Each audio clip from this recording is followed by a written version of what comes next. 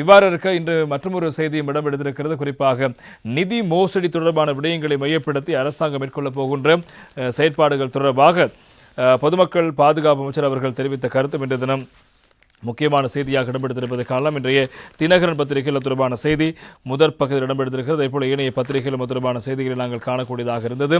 இன்றைய தமிழன் பத்திரிகை அதற்கு தலைப்பிடுகிறது. ஜனாதிபதி நிதிய மோசடி விசாரணைகளில் சிஐடியிடம் வாக்குமூலங்களை விரைவுபடுத்துமாறு அமைச்சர் ஆனந்த் ஆலோசனை என்பதாக அந்த செய்திக்கு தலைப்பிடப்படுகிறது.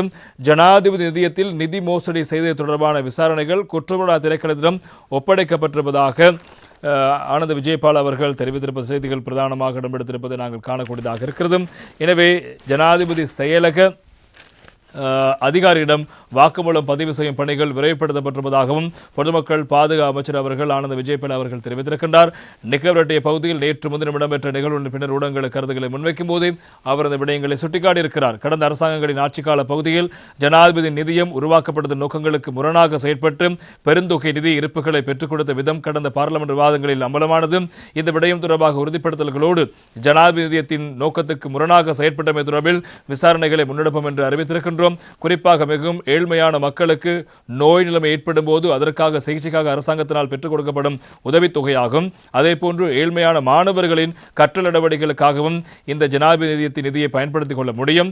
இந்த நோக்கங்களை புறந்தள்ளிவிட்டு நாட்டிலுள்ள உயர் அரசியல் அதிகாரம் படைத்தவர்கள் நிதியத்தில் 200-300 லட்சம் ரூபாவை பெற்றுக்கொண்டமை உறுதியாகி இருக்கிறது. இந்த சகல விடயங்கள் தொடர்பிலும் தற்போது குற்றப்புலனாய்வு திணைக்களத்துக்கு முறைப்பாடு அளிக்கப்பட்டிருக்கிறது. அது தொடர்பான விசாரணைகளும் ஆரம்பிக்கப்பட்டுள்ளன. தற்போது வரையில் ஜனாதிபதி செயலக அதிகாரியிடம் வாக்குமூலம் பெற்றுக் கொள்ளப்பட்டிருக்கிறது.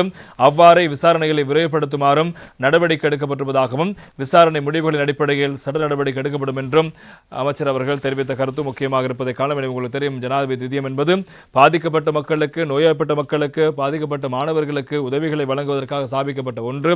எனவே இதில் கடந்த காலத்தில் தனவந்த அரசியல்வாதிகள் கிட்டத்தட்ட 90 லட்சம் ரூபாவுக்கு வீடுகளை வைத்திருக்கின்றவர்கள் கூட தாங்களுக்கு நிதி நிலைமை பிரச்சனை இருப்பதாக தெரிவித்து ஜனாதிபதியிடமிருந்து நிதியினை பெற்றுக் கொண்டிருக்கிறார்கள். 300 லட்சம் 200 லட்சம் என்று மக்களுக்கு வழங்கப்பட வேண்டிய அந்த பணத்தினை இவர்கள் தாங்கள் கஷ்டம் என்று கூறி பெற்றுக்கொண்ட சம்பவங்களை நாங்கள் கேட்டிருந்தோம், பார்த்திருந்தோம்.